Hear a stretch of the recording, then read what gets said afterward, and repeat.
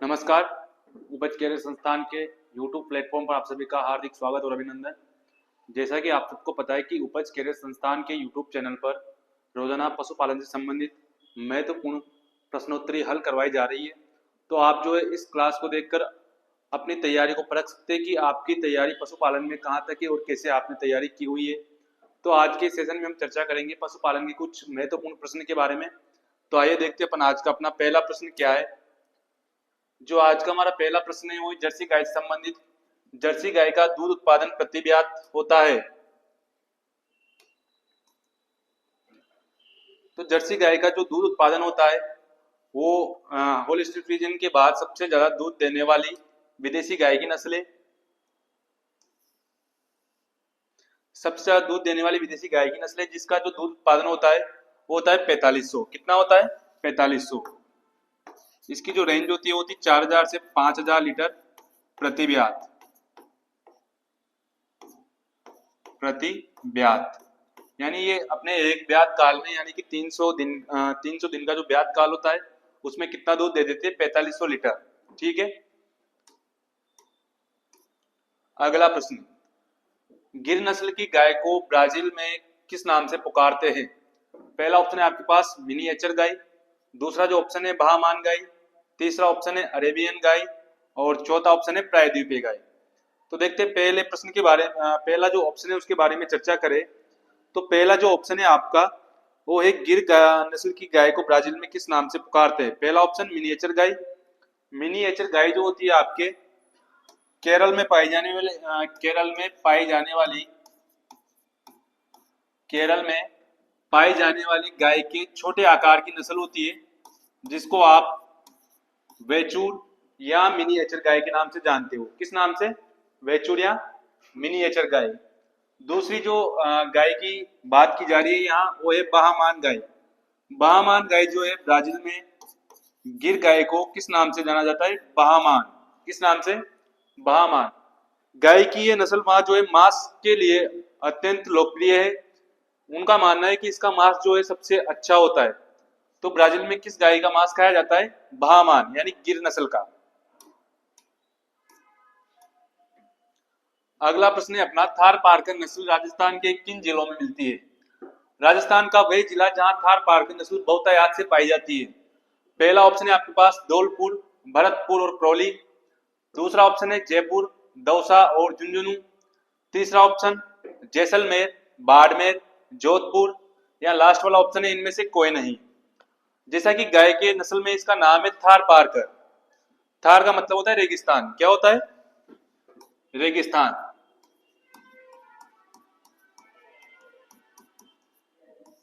यानी कि गाय की नस्ल कहाँ पाई जाती है? रेगिस्तानी जिलों में। अब जो राजस्थान के रेगिस्तानी जिले हैं वो पश्चिमी जिले हैं। कौन से जिले? पश्चिम।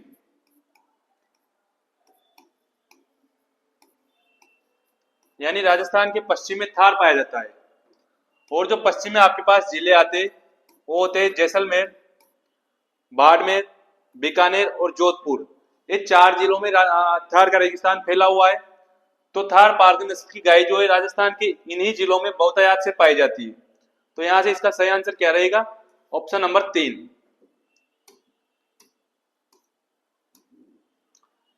गाय की नस्ल जिसके बैल कृषि कार्य करने के लिए सर्वोत्तम उपयोगी है। कृषि कार्य यानी कि भार वाहक रूप से। किसके लिए? भार वाहक रूप से यानी भार को ढोने के लिए गाय की कौन सी नस्ल अच्छी मानी जाती है? तो आपने पढ़ा होगा कि गाय की नस्लों को 3 भागों में डिवाइड किया जाता है। पहला जो है दुधारू, दूसरा द्विप्रयोजनी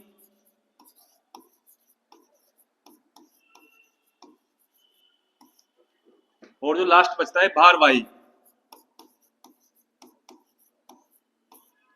जो गाय दूध के लिए पाली जाती है उसको दुधारू, और जो दूध प्लस कृषि कार्य के लिए, किसके लिए? दूध और कृषि कार्य के लिए पाली जाती है वो कौन सी कहलाती है? Dual purpose breed.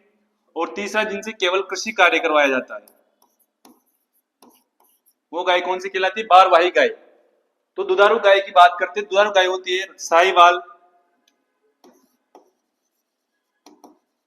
साहिवाल, गिर, सिंधी, राठी और देवनी। ये जो गाय की नस्लें होती है, पांचों नस्लें दूध के लिए पाली जाती है, इसलिए इनको क्या कहा जाता है? दुधारू नस्लें। उसके बाद ड्यूअल पर्पज ब्रीड। तो सबसे बेस्ट ड्यूअल पर्पज ब्रीड जो होती है वो होती है थार पारकर। कौन सी होती है? थार पारकर,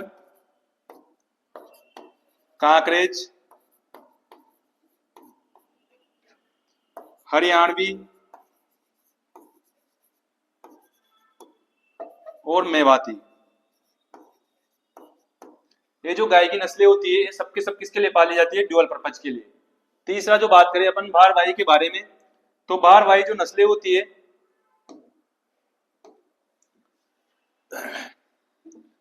पहली नागौरी।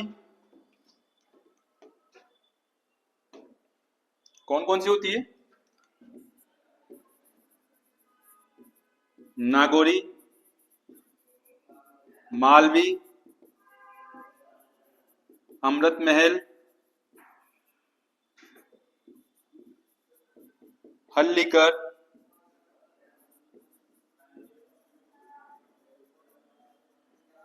कंगायम। ये जो सारी नस्लें किसके लिए पाली जाती है? भार के लिए। तो यहाँ से जो हमारा इसका क्वेश्चन हमसे पूछा जा रहा है कृषि कार्य करने के लिए, यानी कौन सी नस्ल? भारवाही नस्ल। तो यहाँ से भारवाही नस्ल कौन सी मिलती है? पहला देखते हैं गिर। तो गिर कैसी नस्ल हो गई? दुधारू नस्ल। कैसी नस्ल है? दुधारू नस्ल। राठी, राठी भी कैसी नस्ल है? दुधारू नस्ल। भारवाही, तो भारवाही आप देख सकते हो कहाँ आ रही है? नागौरी। ये कौन सी नस्ल है? भारवाही। तो यहाँ से सही आंसर क्या है इसका? भारवाही। ड्यूअल पर्पज की बात की जाए तो कौन सी आ जाएगी? थार पारकर। ड्यूअल पर्पज ब्रीड कौन सी है? थार पारकर। नागौरी कैसी नस्ल है? भारवाही। गिर और राठी कौन सी नस्ल है? दुधारू नस्ल है। ठीक है, बढ़ते अगले प्रश्न की ओर। दुधारू गाय की प्राय विशेषताएं क्या क्या होती है? तो दुधारू गाय जो जिनकी विशेषताएं होती है, पहला ऑप्शन शरीर भारी, गलकंबल तथा मुतान लटके हुए। अर्थात इनके गले में जो ढीली त्वचा पाई जाती है उसको क्या कहा जाता है? गलकंबल। तो ये कैसा होना चाहिए? भारी और लटके हुए। शरीर छोटा और गलकंबल छोटा, ये नहीं हो सकता। दुधारू गाय का जो है गलकंबल कैसा रहेगा? लटका हुआ और बड़ा। शरीर हल्का, गलकंबल और मुतान सटे हुए, तो ये भी नहीं होता। तो जो दुधारू गाय होती है उनकी विशेषता होती है कि इनका शरीर कैसा होता है? भारी। शरीर कैसा होता है? भारी। गलकंबल और मुतान जो है कैसे होते हैं? लटके हुए। तो ये दुधारू गाय की मुख्य विशेषताएं होती है। अगला प्रश्न है अपना, सर्वाधिक दूध देने वाली गाय की भारतीय नस्ल कौन सी है? यहां से जो पूछा जा रहा है इसको नोट करें आप, भारतीय नस्ल के बारे में। किसके बारे में पूछा जा रहा है? भारतीय नस्ल के बारे में।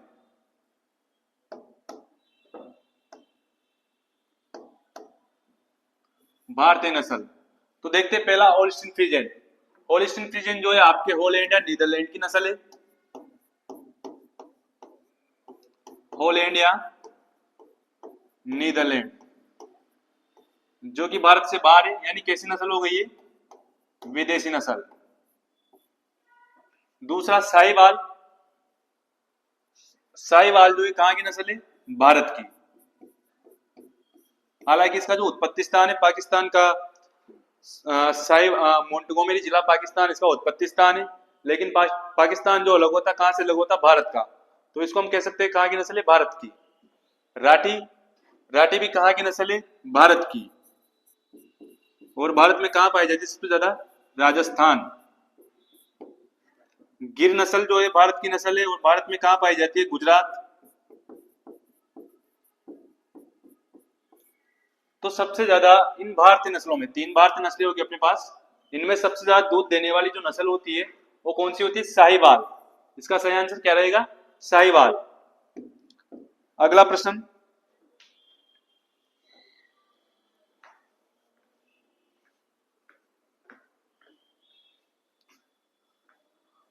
अगला प्रश्न है अपना, निम्न में से दुधारू गाय की नस्ल नहीं है, यानी कौन सी ब्रीड दूध नहीं देती?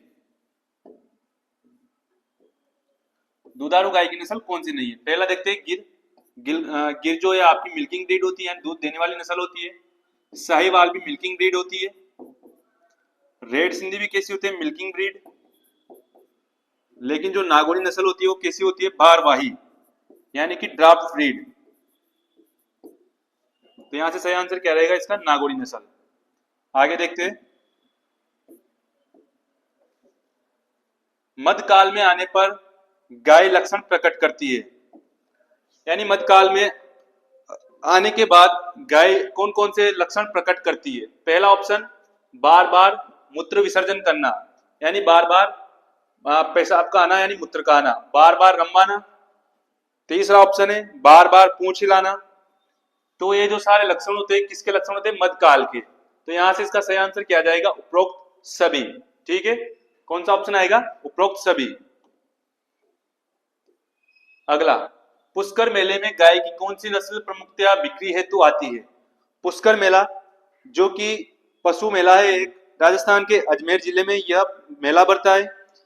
तो यहाँ जो आपसे क्वेश्चन पूछा जा रहा है कि पुष्कर मेला गाय की कौन सी नस्ल के लिए प्रमुखता से विख्यात है? ठीक है, पहला जर्सी गाय। तो जर्सी गाय जो है आपकी विदेशी नस्ल है। कौन सी नस्ल है? विदेशी। तो ये आंसर नहीं आएगा आपका। राठी, राठी राजस्थान के बीकानेर और श्री गंगानगर में पाली जाती है। कहाँ? बीकानेर और श्री गंगानगर। साहिवाल, साहिवाल जो है आपकी मुख्यतया पाली जाती है डेजर्ट एरिया के पास में। गिर जो नस्ल है राजस्थान में सबसे ज्यादा देखने को मिलती है अजमेर और भीलवाड़ा। अजमेर और भीलवाड़ा। और जो पुष्कर मेला भी बढ़ता है वो कहां बढ़ता है आपका? अजमेर जिले में। यानी कि इस मेले में बिक्री के लिए गाय की कौन सी नस्ल आएगी? गिर गाय। कौन सी नस्ल आएगी? गिर गाय। ठीक है, इसका यहां से सही आंसर रहेगा अपना 2 नंबर। अगला प्रश्न, होलिस्टीन फ्रीजियन गाय की नस्ल का रंग कैसा होता है? तो होलिस्टीन फ्रीजियन गाय की नस्ल का जो रंग होता है वो देखते हैं अपन। पहला ऑप्शन क्या है अपने पास? पहला ऑप्शन अपने पास गहरा लाल रंग, दूसरा सफेद व कत्थई रंग, तीसरा ऑप्शन है अपने पास गहरा पीला व लाल रंग, चौथा ऑप्शन है काला व सफेद रंग। तो पहले बात करते हैं अपन गहरा लाल रंग।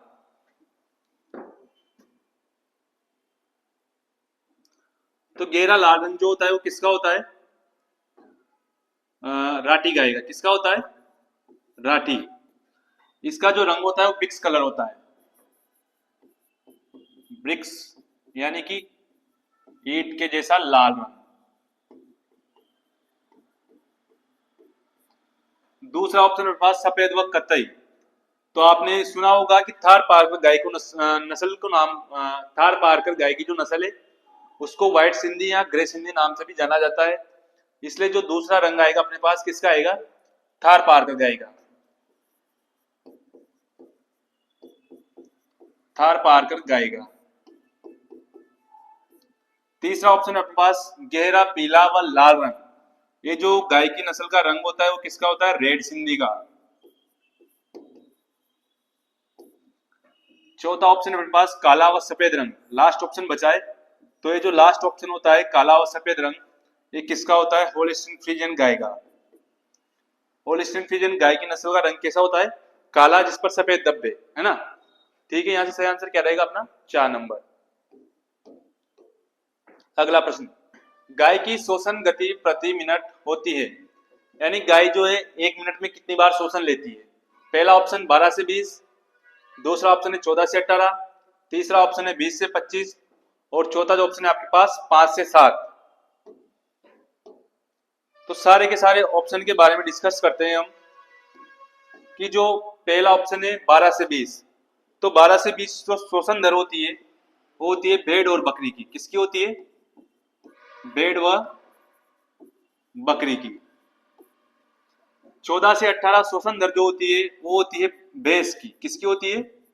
भैंस। 20 से 25 होती है गाय की, 5 से 7 होती है ऊंट की। तो यहां से जो हमसे क्वेश्चन किसका पूछा जा रहा है? गाय का। तो गाय की श्वसन दर कितनी होती है? 20 से 25 प्रति मिनट। ठीक है, आगे बढ़ते हैं अपन अपने अगले प्रश्न की ओर। अगला प्रश्न रहेगा अपना, जन्म के समय एक स्वस्थ बच्चा का शरीर भार कितना होता है? जब गाय एक बछड़े को जन्म देती है तो उस समय उसका शरीर भार कितना हो सकता है? 6 से 12 किलोग्राम, 12 से 18 किलोग्राम, या 18 से 20 किलोग्राम, या 20 से 25 किलोग्राम। तो गाय जब बछड़े को जन्म देती है उस समय एक बच्चे का जो शरीर भार होता है वो होता है 20 से 25 किलोग्राम। कितना होता है? 20 से 25 किलोग्राम। इसी के साथ अगर बात करें हम, गाय का जो भ्रूण होता है, यानी उसके गर्भ में जब वो भ्रूण होता है उसमें लगभग पानी की मात्रा कितनी होती है? 85 से 90%। कि 85 से 90% शरीर जो वो होता है उसका किसका बना होता है? भ्रूण का, पानी से। ठीक है, यहां से इसका सही आंसर क्या रहेगा? 20 से 25 किलोग्राम। अगला प्रश्न, सर्वाधिक लैक्टोज, क्या पूछा जा रहा है? लैक्टोज। और लैक्टोज का मतलब क्या होता है? दुग्धम या मिल्क शुगर, यानी दूध की शर्करा। सर्वाधिक लैक्टोज किस विदेशी गाय के दूध में पाया जाता है? यहां इसको नोट करें एक आप, विदेशी गाय और यहाँ सर्वाधिक लैक्टोज। तो पहला देखते हैं अपन साहिवाल। क्या पूछा जा रहा है? साहिवाल। तो साहिवाल गाय की कौन सी नस्ल है? भारतीय। कौन सी ब्रीड है? Indian breed. जर्सी कैसी है? जर्सी फॉरेन ब्रीड, यानी विदेशी नस्ल। तीनों जो बची आपके पास, तीनों की तीनों कैसी है? विदेशी नस्ल है। लेकिन इनमें सबसे ज्यादा वसा की बात की जाए, यानी लैक्टोज की बात की जाए, तो लैक्टोज तो सबसे ज्यादा किसमें होता है? Brown Swiss. किसमें होता है? Brown Swiss. और इनमें सबसे ज्यादा वसा प्रतिशत की बात की जाए तो किसमें होता है? जर्सी। किसमें होता है? जर्सी। सुंदरता वाली गाय की नस्लों की बात की जाए तो गाय की दो नस्लें होती है जो सुंदर होती है, पहला गनरसी और दूसरा आयरशायर। गनरसी और आयरशायर, ये गाय की सुंदरतम नस्लें होती है। कैसी?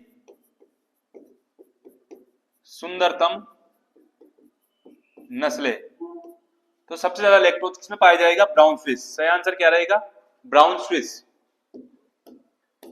अगला, राजस्थान मूल की सर्वाधिक दुधारू नस्ल कौन सी है? यानी ऐसी नस्ल जो राजस्थान में ही पाई जाती है, वे कौन सी नस्ल है? पहला ऑप्शन गिर, दूसरा ऑप्शन साहिवाल, तीसरा राठी, और जो फोर्थ नंबर ऑप्शन है आपके पास नागौरी। तो नागौरी हमने अभी पहले पिछले कुछ क्वेश्चन में डिस्कस किया इसके बारे में कि ये जो नस्ल होती है आपकी,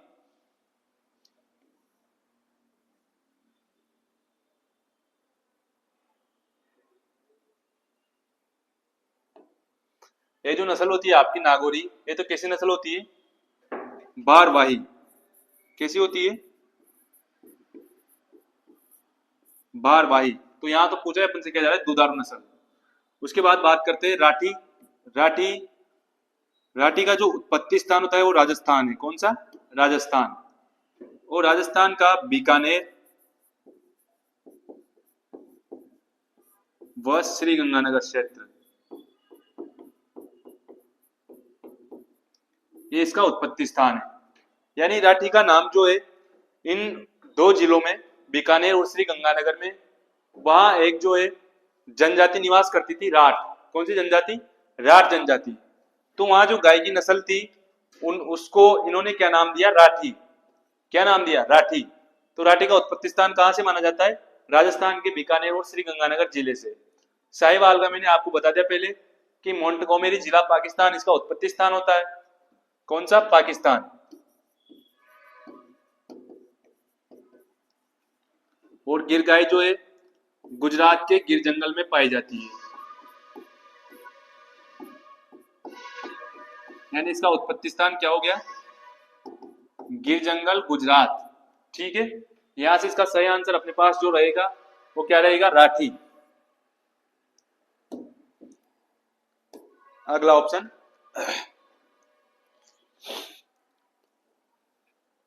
गाय की गर्भकाल अवधि कितने दिन की होती है? गेस्टेशन पीरियड गाय का कितने दिन का होता है? पहला ऑप्शन 147 दिन, जो कि किसका होता है? भेड़ का किसका होता है? भेड़ का। दूसरा ऑप्शन है 151 दिन, ये किसका होता है? बकरी का। तीसरा ऑप्शन है 282 दिन, ये होता है गाय का। और जो लास्ट ऑप्शन है 310 दिन, ये होता है भैंस का। किसका?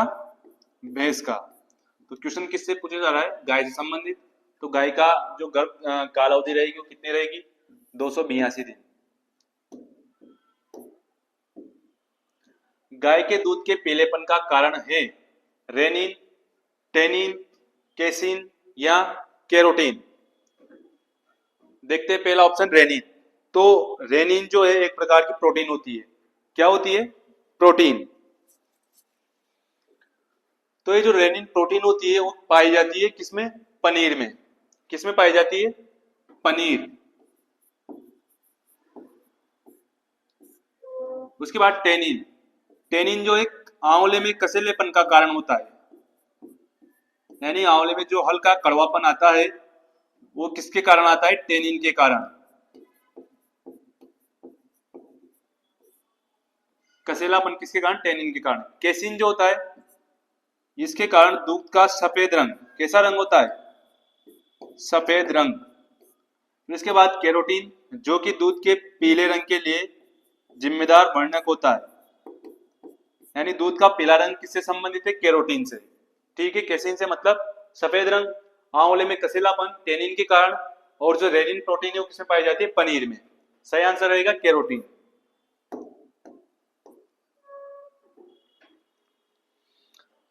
तो अगला क्वेश्चन है अपना कि नवजात बछड़े की जो प्रथम गोबर होती है उसको क्या कहा जाता है?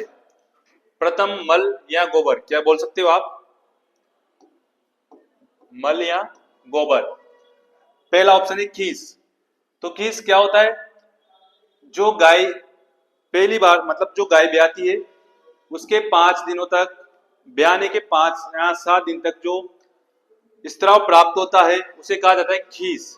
क्या होता है? खीस। यानी गाय का प्रथम दूध क्या कहलाता है? खीस।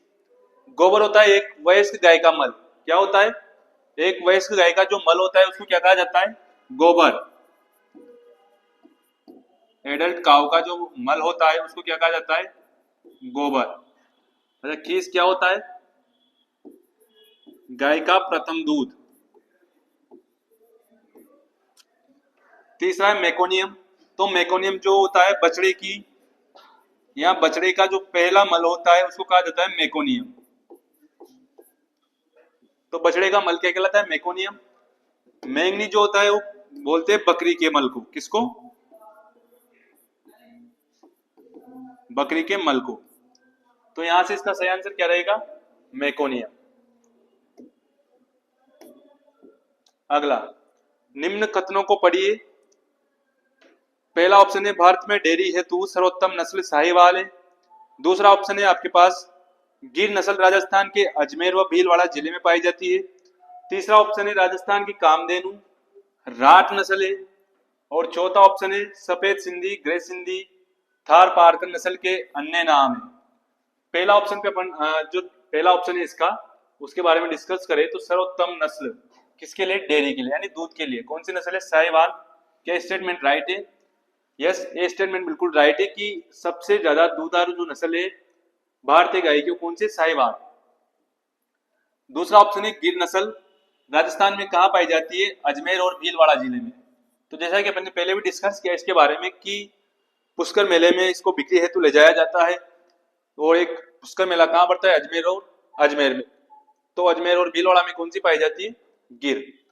तीसरा ऑप्शन है राजस्थान की कामधेनु राठ है। कौन सी है? राठ। राठ नहीं होती, कौन सी होती है? राठी। कौन सी होती है? राठी। तो अभी तक तो ये अपने पास इनकरेक्ट आ रहा है। फोर्थ जो ऑप्शन है सफेद सिंधी, ग्रे सिंधी, थार पारकर नस्ल के अन्य नाम है। तो इसके कलर के कारण इसको क्या कहा जाता है? सफेद सिंधी, ग्रे सिंधी। तो ये तो बिल्कुल राइट स्टेटमेंट है, ये भी राइट है। तो अपने पास जो इनकरेक्ट स्टेटमेंट आ रहा है वो कौन से नंबर का है? 3 नंबर का। तो यहाँ देखते हैं 1 व 3 असत्य नहीं है, 1 व 4 नहीं है, केवल 3।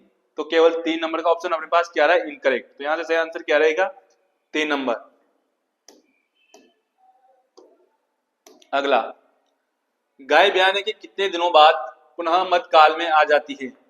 यानी गाय जो ब्याई हुई है वह ब्याने के कितने दिनों बाद वापस अपने मध्यकाल के लक्षण प्रकट करेगी? कितने दिनों बाद करेगी? लगभग 2 से 3 महीने बाद। 2 से 3 महीने बाद वापस मध्यकाल के लक्षण प्रकट करेगी। और 2 से 3 महीने का मतलब होता है 12 सप्ताह। कितना? 4 वीक, सॉरी 12 वीक। कितना होता है?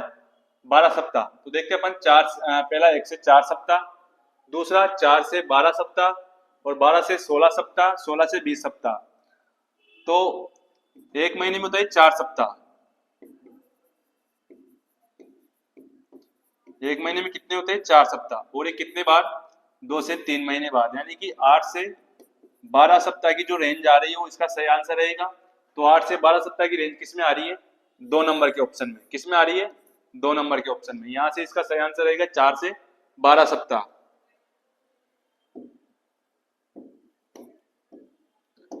अगला प्रश्न देखते हैं अपन। हाँ, एक गाय या भैंस को प्रतिदिन कितने लीटर पानी की आवश्यकता होती है? गाय या भैंस को जो है प्रतिदिन कितना पानी पिलाना चाहिए? क्वेश्चन क्या पूछा जा रहा है कि एक गाय और भैंस को प्रतिदिन कितना पानी की आवश्यकता होती है? पहला ऑप्शन है 4 से 6 लीटर, दूसरा है 25 से 30 लीटर, तीसरा 30 से 40 लीटर, फोर्थ ऑप्शन है 50 लीटर। तो पहला जो ऑप्शन है आपके पास 4 से 6 लीटर, इस मात्रा को जो है प्रतिदिन बछड़े को या भेड़ या बकरी को प्रतिदिन 4 से 6 लीटर पानी की आवश्यकता होती है। 25 से 30 लीटर जो पानी की आवश्यकता होती है वो होती है किसको? ऊंट को। किसको होती है? ऊंट को। यानी 18 से 36 लीटर आपको मिला होगा एनसीईआरटी की बुक में कि 18 से 36 लीटर पानी की आवश्यकता किसको होती है? ऊंट को। 30 से 40 लीटर होती है गाय और भैंस को। गाय और भैंस को। उसके बाद फोर्थ जो ऑप्शन है 50 लीटर, ये पानी की आवश्यकता होती है घोड़े को। मुर्गियों के लिए बात की जाए तो मुर्गियों को प्रतिदिन कितने पानी की आवश्यकता होती है? 250 ml। कितने पानी की होती है? 250 ml। इसका सही आंसर क्या रहेगा? गाय के लिए पूछा जा रहा है तो गाय के लिए 30 से 40 लीटर।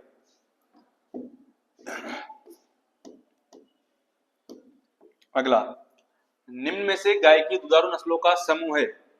यानी ऐसा कौन सा ग्रुप है जिसमें गाय की दुधारू नस्लें है? पहला ऑप्शन है थार पारकर, काकरेज, हरियाणवी और मेवाती। तो ये जो सारी नस्लें, ये गाय की कौन सी नस्लें? द्विप्रयोजनी। कैसी नस्लें? द्विप्रयोजनी, यानी ड्यूअल पर्पज ब्रीड। दूसरा नागौरी, मालवी, खिल्लारी या हालीकर। ये जो नस्लें सारी की सारी कैसी है? ड्राफ्ट ब्रीड, यानी कि भारवाही। कैसी है? भारवाही।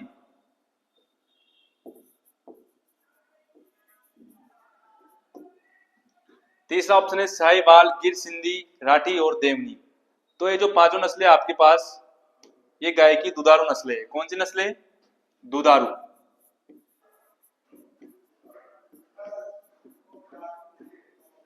तो क्वेश्चन जो हमसे पूछा जा रहा है वो कौन सी नस्लों का? दुधारू नस्लों का। सही आंसर क्या रहेगा? 3 नंबर।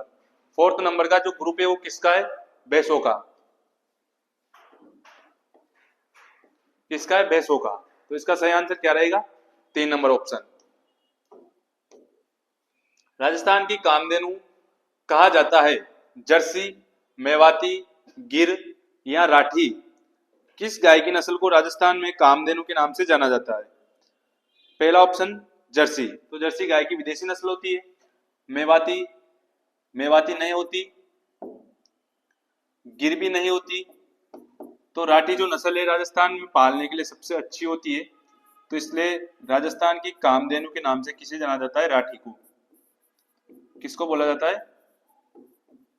राठी को। सही आंसर रहेगा राठी। छेदक सांड टीजर बुल को रखा जाता है। टीजर बुल जो होता है इसको पशुशाला में क्यों रखा जाता है? पशुओं को चलाता रहे, गाय को गर्भित करने हेतु, मध्यकाल की पहचान हेतु, या इनमें से कोई नहीं? तो टीजर बुल जो होता है वो होता है नसबंदी कृत सांड। कौन सा होता है? नसबंदी कृत सांड, जो पशुशाला में रखा जाता है मध्यकाल की पहचान करने हेतु। यानी कौन सी गायों में मध्यकाल आ रहा है इसकी पहचान करने के लिए टीजर बुल को पशुशाला में रखा जाता है। और जो टीजर बुल होता है उसको क्या बोला जाता है? नसबंदी कृत सांड। गाय का सामान्य तापमान होता है, पहला ऑप्शन 101 डिग्री सेंटीग्रेड। क्या है? सेंटीग्रेड में इतना तापमान नहीं होता। 37.5 डिग्री फ़ारेनहाइट, ये फ़ारेनहाइट नहीं होता और ये सेंटीग्रेड नहीं होता। 101 डिग्री 101.5 डिग्री फ़ारेनहाइट। तो फ़ारेनहाइट में जो तापमान आता है गाय का वो आता है 101.5 डिग्री फ़ारेनहाइट। इसी को सेंटीग्रेड में बात की जाए तो लगभग आता है 37.5। कितना?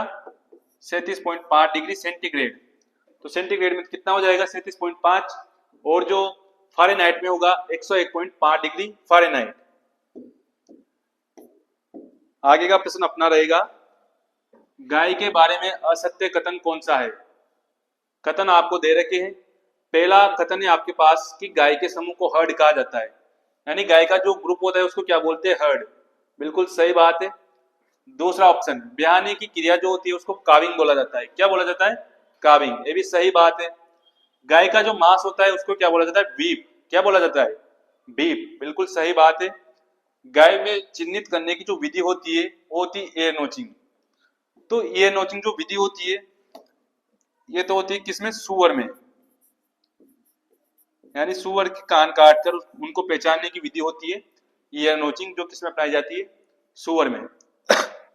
पर गाय में जो है चिन्हित करने के लिए विधि अपनाई जाती है वो हो सकती है टैटूइंग या टैगिंग। इन दोनों विधियों द्वारा गाय की पहचान की जाती है। ठीक है, तो इसका सही आंसर यानी कि असत्य कथन कौन सा है? 4th नंबर का। गाय के सींग पर छल्ले भैंस की तुलना में, क्वेश्चन दे रखा है कि गाय के सींग पर छल्ले भैंस की तुलना में स्पष्ट होते हैं, कम स्पष्ट होते हैं, अधिक स्पष्ट होते हैं या इनमें से कोई नहीं। तो इनके जो सींग होते हैं इन पर छल्ले प्रेजेंट होते हैं। क्या प्रेजेंट होते हैं? छल्ले। अब जो छल्ले होते हैं इनके द्वारा पशु की उम्र ज्ञात की जाती है, पर जो गाय के सींग होते हैं उन पर छल्ले कम स्पष्ट होते हैं। किसकी तुलना में? भैंस की तुलना में। तो इसलिए यहां से क्या रहेगा? कम स्पष्ट, सेकंड नंबर का ऑप्शन। भैंस में बिल्कुल स्पष्ट दिखाई देते हैं जबकि गाय में थोड़े कम स्पष्ट। गाय भैंस कितने दिनों बाद पुनः गर्मी में आती है? यानी एक बार मध में आने के बाद कितने दिन बाद गाय या भैंस जो है वापस मध्यकाल में आएगी? सॉरी, मध्यकाल में आएगी। तो एक बार मध्यकाल आने के बाद वापस इनको मध्यकाल में आने का बीच का जो टाइम रहता है वो कितने दिन का होता है? 21 दिन का। यानी लगभग कितने दिन बाद वापस मध्यकाल में आ जाएगी? लगभग 21 दिन बाद। और इन 21 दिनों का जो साइकिल होता है इसको बोला जाता है स्ट्रेस साइकिल, यानी मध्य चक्र। और इसको क्या बोला जाता है? मध्यकाल। ठीक है, इनमें जो मध्यकाल होता है गाय और भैंस का और बकरी का, जो मध्य चक्र होता है वो होता है 21 दिन का। किस किस का? गाय, भैंस और बकरी। इनका कितने दिन का? 21 दिन का। भेड़ का होता है 16.5 दिन का। ऊंट का होता है 14 दिन का। ठीक है, यहां से इसका सही आंसर क्या रहेगा? 21 दिन बाद।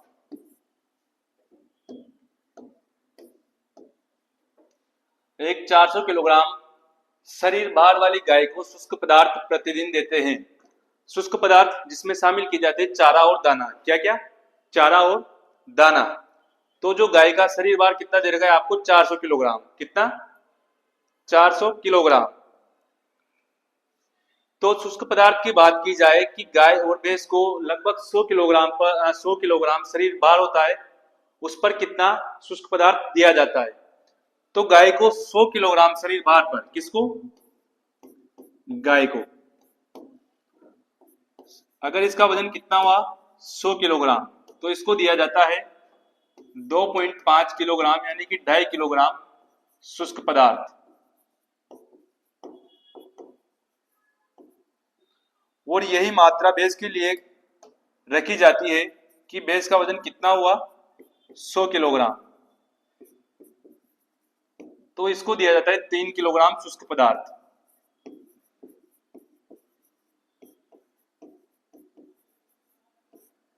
तीन किलोग्राम शुष्क पदार्थ।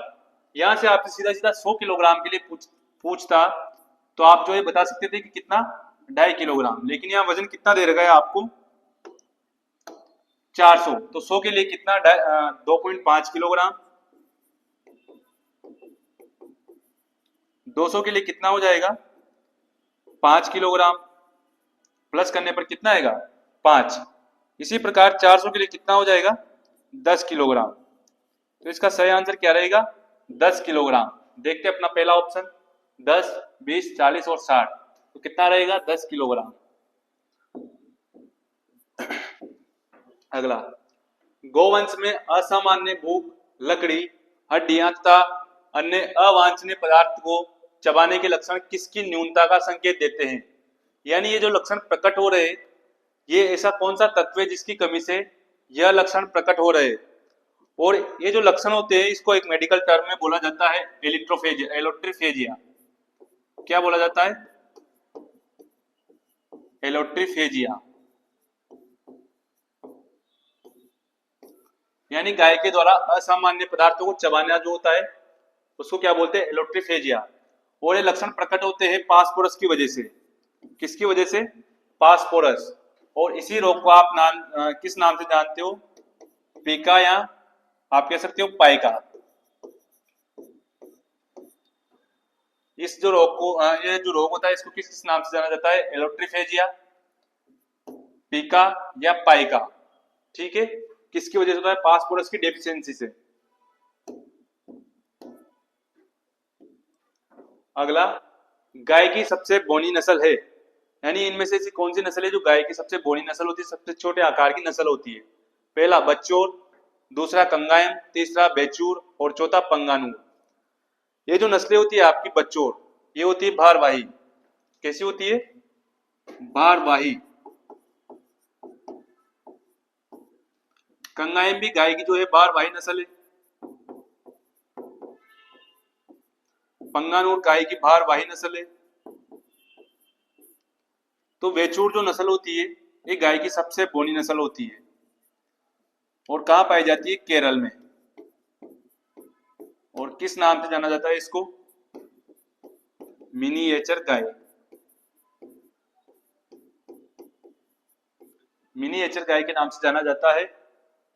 ठीक है, ये थे आज के अपने 30 प्रश्न जो कि गाय से संबंधित थे।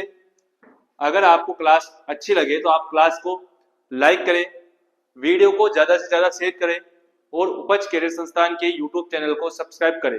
धन्यवाद।